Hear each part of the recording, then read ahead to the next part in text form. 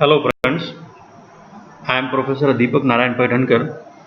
Today we are going to deal with the topic groundwater hydrology. So far we have seen the types of precipitation, how the precipitations are being measured. Now in this particular lecture we are going to see the aspects of groundwater hydrology. So let us start. Occurrences and distribution of groundwater. First of all, we need to see the sources of groundwater, from where the groundwater comes into picture. So the groundwater is derived from precipitation and recharge from surface water. It is coming from precipitation and recharge from surface water. It is the water that has infiltrated into the earth directly from precipitation, recharge from streams and other natural water bodies, and artificial recharge due to action of man. Infiltration and further downward percolation from sources like rain, melting of snow and ice, rivers and streams, lakes, reservoirs, canals, and other watercourses are the usual main sources that contribute to the groundwater of a region. So, in general, these are the different sources of groundwater. Let us understand the classification of subsurface water. With this figure, you can see that there is a bedrock and land surface. So somewhere you will find that there is a saturated zone which we call the water table zone of saturation, that is groundwater zone, which is unconfined, and this is the zone of aeration in which you can see the soil water zone, intermediate zone, and capillary fringe. So let us understand this figure one by one. So water in the soil mantle is called subsurface water. Water in the soil mantle, it is called as subsurface water and is considered in two zones, which is a saturated zone and aeration zone. As of now, we know that the meaning of saturated zone, when the voids are fully filled with water of a soil, then we can call it as a saturated zone, or simply the water will be present only over there. Saturated zone, this zone also known as groundwater zone, is the space in which all the pores of the soil are filled with water. The water table forms its upper limit and marks a free surface, that is the surface having atmospheric pressure. Zone of aeration, you can see the zone of saturation over here and zone of aeration over here. In zone of aeration, in this zone, the soil pores are only partially filled with water. The space between the land surface and the water table marks the extent of this zone. Any flow of water in this zone is in unsaturated soil matrix condition. The zone of aeration has three subzones: soil water zone, capillary fringe, and intermediate zone. This is the soil water zone, intermediate zone, and capillary fringe in the zone of aeration. So let us understand one by one. Soil water zone, this lies close to the ground surface in the major root band of the vegetation, from which the water is transported to the atmosphere by evapotranspiration. It is in the vicinity of the ground surface, the soil water zone. Capillary fringe, in this subzone, the water is held by capillary action. This subzone extends from the water table upwards to the limit of capillary rise. You can see capillary fringe over here.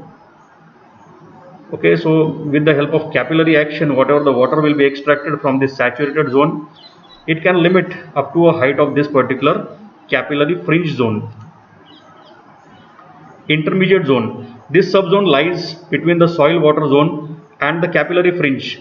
The thickness of the zone of aeration and its constituents subzones depends upon the soil texture and moisture content and vary from region to region. The soil moisture in the zone of aeration is of importance in agricultural practice and irrigation engineering. the present chapter is concerned with the saturated zone only, so we will more focus on the saturated zone. There are some terms like infiltration and percolation. Many of the times we may get confused regarding infiltration and percolation, which contribute to the groundwater, that is water table. So let us understand the difference between the infiltration and percolation. Infiltration and percolation are both processes that move water in the pores of the soil. The main difference between these two processes is that infiltration occurs closer to the surface of the soil. Infiltration denotes the entry of rainwater or ponded water into the earth's surface.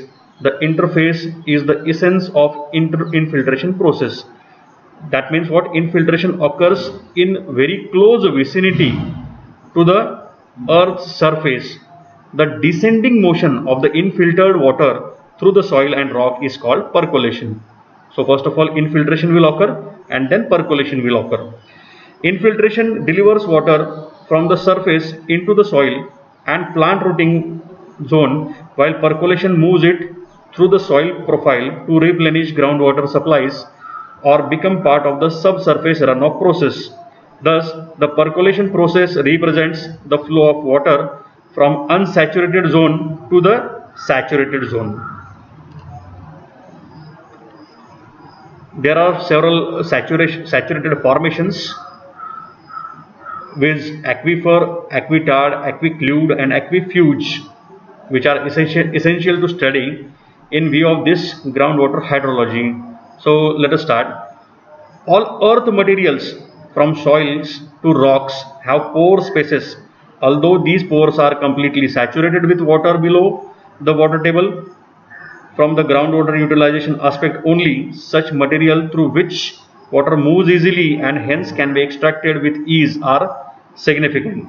On this basis, the saturated formations are classified into the following four categories like aquifer, aquitard, aquiclude and aquifuge. So what is aquifer? An aquifer is a saturated formation. An aquifer is a saturated formation of earth material which not only stores water but yields it in sufficient quantity. Thus, an aquifer transmits water relatively easily to its high permeability. Unconsolidated deposits of sand and gravel form good aquifers. What is aquitard?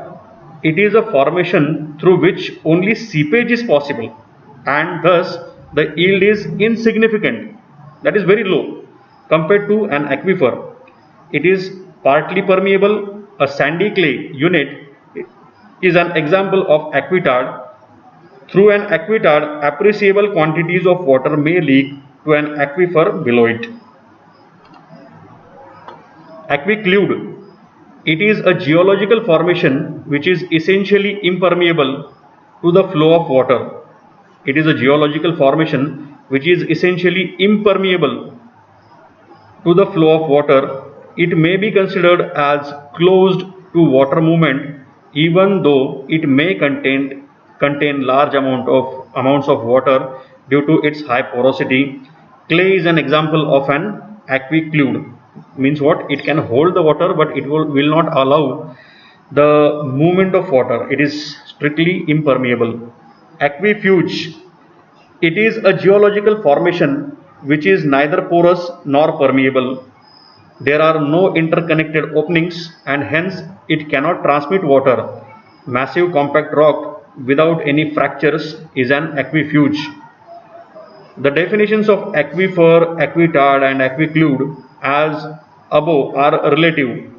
A formation which may be considered as an aquifer at a place where water is at premium, example arid zones, may be classified as an aquitard or even aquiclude in an area where plenty of water is available.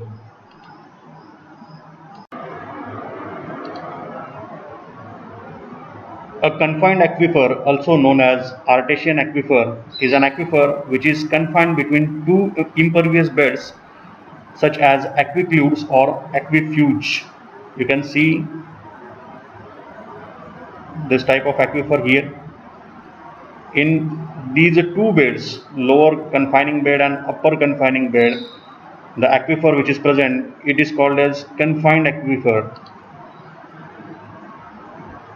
Recharge of this aquifer takes place only in the area where it is exposed at the ground surface.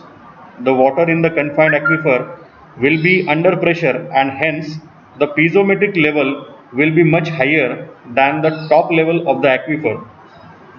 At some locations, the piezometric level can attain a level higher than the land surface, and a well driven into the aquifer at such location will flow freely without the aid of any pump because of the pressure which is there inside the water.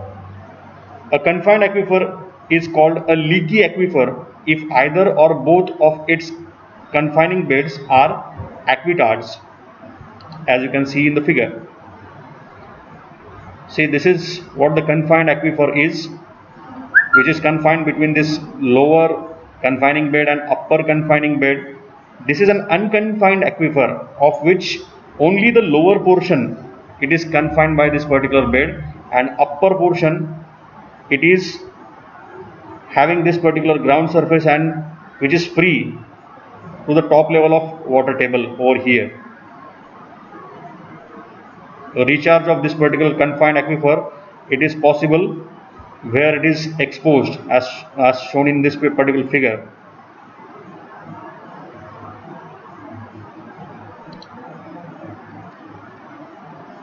The term water table we come across during so many aspects. So let us understand what is meant by a water table.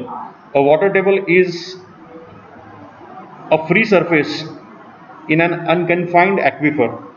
The static level of a well penetrating an unconfined aquifer indicates the level of water table at that particular point. The water table is constantly in motion, adjusting its surface to achieve balance between the recharge and outflow from the subsurface storage. Fluctuations in the water level in a dug well during various seasons of the year, lowering the groundwater table in a region due to heavy pumping of the wells, and the rise in the water table of an irrigated area with poor drainage are some common examples of the fluctuations of the water table. Water table will never remain constant throughout the year, throughout the season, and throughout according to the water uses. The water table will lower down, will rise in rainy season. The water table generally rises, and when there is no rain, generally the water table goes down. So there are fluctuations all the time in the water table. In a general sense, the water table follows the topographic feature of the surface. If the water table intersects the land surface, the groundwater comes out to the surface in the form of springs or seepage. This is a kind of water table which is perched water table. If you look at the figure, you can see that the general water table level, it is below this particular perched water table level, which is contained by this particular impervious stratum. So let us understand the concept. Sometimes a lens or localized patch of impervious stratum can occur inside an unconfined aquifer in such a way that it retains water table above the general water table. Such a water table retained around the impervious material is known as perched water table. Usually, the perched water table is of limited extent, and the yield from such a situation is very small. In groundwater exploration, a perched water table is quite often confused with general water table.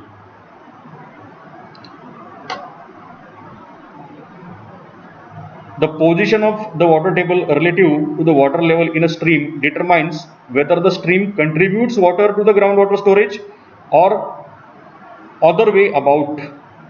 If the bed of the stream is below the groundwater table during periods of low flows in the stream, the water surface may go down below the general water table elevation, and groundwater contributes to the flow in the stream. You can see this particular scenario in this particular figure. Such streams which receive groundwater flow are called effluent streams or else gaining streams. Perennial rivers and streams are of this kind. Usually the perennial rivers and perennial streams will get the water from the water table surrounding its area, and they are gaining the water throughout the year, so that they are called as gaining streams. On the other hand, you can see these are the losing streams. Means what? If however the water table is below the bed of the stream water percolates to the groundwater storage and a hump is formed as shown in figure in the groundwater table.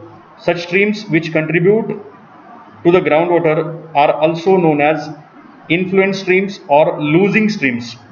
Intermittent rivers and streams which go dry during long periods of dry spell, that is no rain periods, are of this kind. Here are some of the references that I have used. If you are having any doubt, you can contact me on my email address, that is dnpaitankar@sanjeevani.org.in. Thank you so much for listening. Happy learning.